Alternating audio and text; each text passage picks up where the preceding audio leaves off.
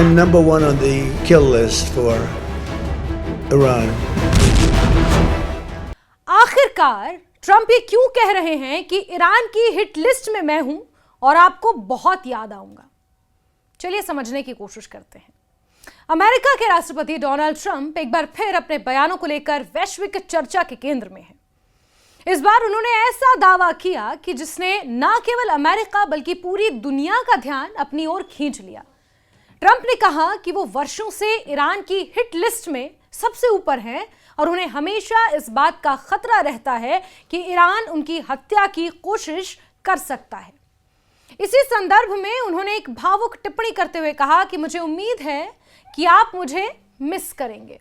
I'm number one on the kill list for Iran. They're lovely people. I'm number one. So I don't know. I can't tell you that, but I don't really care because I'm doing my job and I'm doing it, I hope, better than anybody's ever done it because we have a country that's hot and really, really successful. But I mention it only because it's on the list. I mean, उनका ये बयान ऐसे समय में आया है जब अमेरिकी और इजरायली खुफिया एजेंसियों के बीच ईरान से जुड़ी सुरक्षा सूचनाओं को लेकर लगातार बातचीत चल रही है और पश्चिम एशिया में तनाव फिर से बढ़ा हुआ है।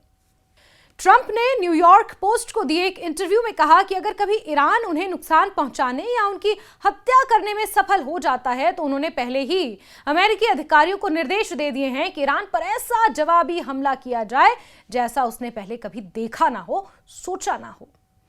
ट्रंप के शब्दों में, अगर मेरे साथ कुछ भी होता है तो ईरान पर इतने बड़े स्तर पर बमबारी की जाए कि उसने पहले कभी उसकी कल्पना भी ना की हो। ये साफ लिखा गया और इंटरव्यू में ट्रंप द्वारा कहा गया। यह बयान केवल एक राजनीतिक प्रतिक्रिया नहीं मानी जा रही बल्कि इसे ट्रंप की व्यक्तिगत सुरक्षा, ईरान के साथ लंबे समय से चले आ रहे तनाव और अमेरिका की सुरक्षा नीति से जोड़कर देखा जा रहा है। ट्रंप ने यह भी स्पष्ट किया कि उनके अनुसार ईरान की ओर से उन्हें मारने की कोई नई योजना नहीं है, बल्कि उनका दावा है कि ईरान वर्षों से उन्हें निशाना बनाना चाहता है। उन्होंने कहा कि वो लंबे समय से ईरान की लिस्ट में नंबर 1 पर हैं और ये कोई नई बात नहीं है। दरअसल ट्रंप और ईरान के बीच दुश्मनी की सबसे बड़ी वजह जनवरी 2020 की वो घटना है जब ट्रंप के पहले कार्यकाल के दौरान अमेरिकी सेना ने इराक की राजधानी बगदाद में ड्रोन हमले में ईरानी सैन्य कमांडर जनरल कासिम सुलेमानी को मार गिराया था। सुलेमानी ईरान के इस्लामिक रेवोल्यूशनरी गार्ड कॉर्प्स यानी IRGC की कुद्स फोर्स के प्रमुख थे और उन्हें ईरान के सबसे प्रभावशाली सैन्य नेताओं में गिना जाता था। और कुद्स फोर्स कई फोर्सेस में सबसे ज्यादा स्ट्रॉन्ग और शक्तिशाली और रणनीतिक तौर पर काफी ज्यादा स्ट्रॉन्ग उसे माना जाता है। अमेरिका ने उन पर आतंकवादी गतिविधियों को बढ़ावा देने और अमेरिकी सैनिकों पर हमले की साजिश रचने का आरोप लगाया था। ट्रंप ने उस समय इस ऑपरेशन को मंजूरी दी थी। सुलेमानी की मौत के बाद ईरान ने सार्वजनिक रूप से बदला लेने की कसम खाई थी। ईरानी नेताओं ने कई बार कहा कि हमले के जिम्मेदार लोगों को इसकी कीमत चुकानी पड़ेगी। तभी से अमेरिकी सुरक्षा एजेंसियां लगातार इस आशंका पर काम करती रही हैं कि ट्रंप और उनके कुछ पूर्व सहयोगी ईरान समर्थित किसी हमले का निशाना ना बन सकें। हाल ही के दिनों में अमेरिकी मीडिया में ऐसी खबरें सामने आई कि इजरायल ने अमेरिका के साथ एक नई खुफिया जानकारी साझा की है। इस जानकारी के अनुसार ईरान द्वारा ट्रंप की हत्या की एक नई और विशिष्ट साजिश की आशंका जताई गई थी।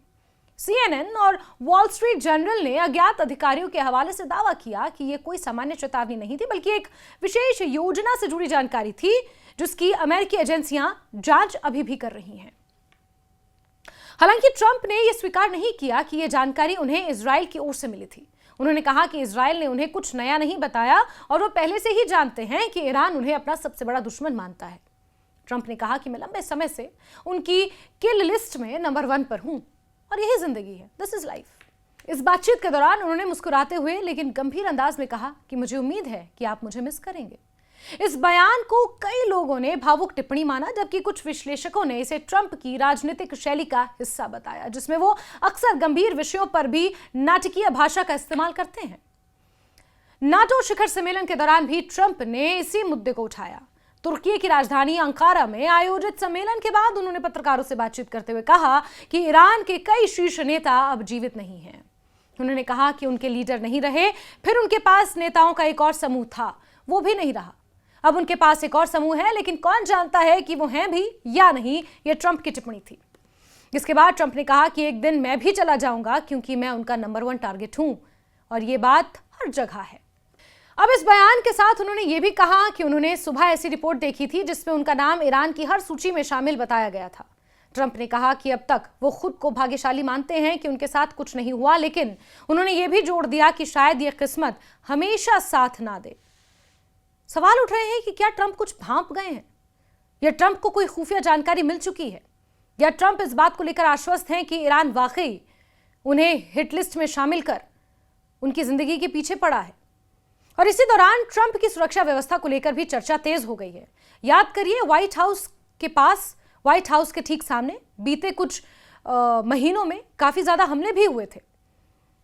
नाटो सम्मेलन के बाद अमेरिका लौटते समय उन्होंने अपने यात्रा कार्यक्रम में अचानक से बदलाव भी किया। तुर्की से अमेरिका लौटने के लिए अपने पुराने एयरफोर्स 1 विमान का इस्तेमाल करते वो दिखाई दिए, जबकि कतर की ओर से उपहार में मिले नए विमान को पहले ब्रिटेन भेज दिया गया। शुरुआत में इस बदलाव को लेकर कई तरह की अटकलें लगाई गईं। कुछ लोगों का मानना था कि नए विमान में अभी सभी अत्याधुनिक सुरक्षा सुविधाएं पूरी तरह स्थापित नहीं हुई हैं। बाद में व्हाइट हाउस ने माना कि यह बदलाव सुरक्षा कारणों से किया गया था। न्यूयॉर्क टाइम्स की रिपोर्ट के अनुसार अमेरिकी सीक्रेट सर्विस ने अतिरिक्त एहतियात बरतने की सलाह दी थी और उसी के आधार पर यह निर्णय लिया गया था। हालांकि ट्रंप ने सुरक्षा संबंधी सवालों का सीधा जवाब देने से बचते हुए केवल इतना कहा कि उनकी सुरक्षा एजेंसियां अपना काम कर रही हैं और उन्हें संभावित खतरों की जानकारी है। यानी कि ट्रंप इज अवेयर कि कुछ भी हो सकता है उनके साथ। उनकी किस्मत हमेशा उनका साथ नहीं देगी, ये ट्रंप खुद मान चुके हैं। वहीं एक्सपर्ट्स का मानना है कि ट्रंप के खिलाफ संभावित खतरे को अमेरिका हल्के में नहीं ले सकता। साल 2020 के बाद से अमेरिकी न्याय विभाग कई बार ऐसे मामलों का खुलासा कर चुका है जिनमें ईरान से जुड़े लोगों पर अमेरिका में हत्या की साजिश रचने या उसके लिए लोगों की भर्ती करने के आरोप लगाए गए हैं।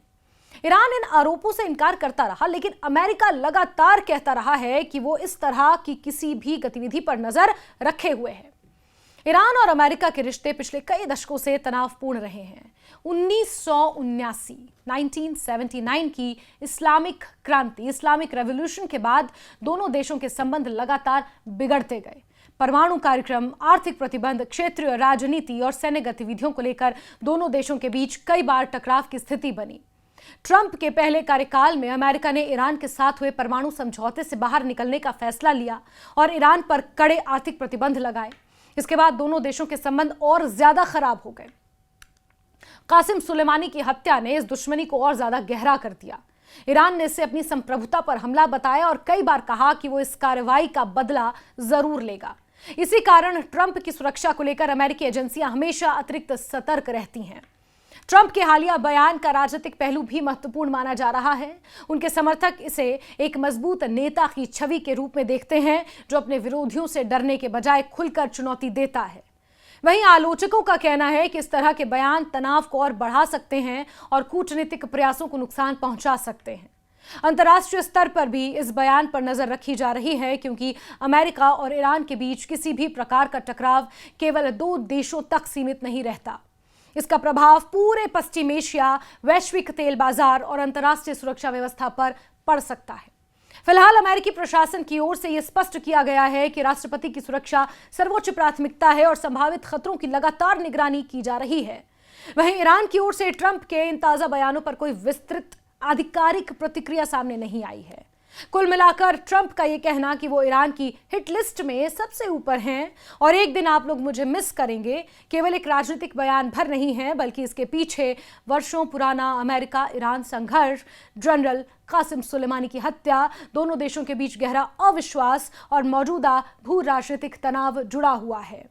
यही कारण है कि उनके इस बयान ने अंतर्राष्ट्रीय राजनीति में एक बार फिर सुरक्षा, कूटनीति और संभावित टकराव को लेकर नई बहस छेड़ दी है।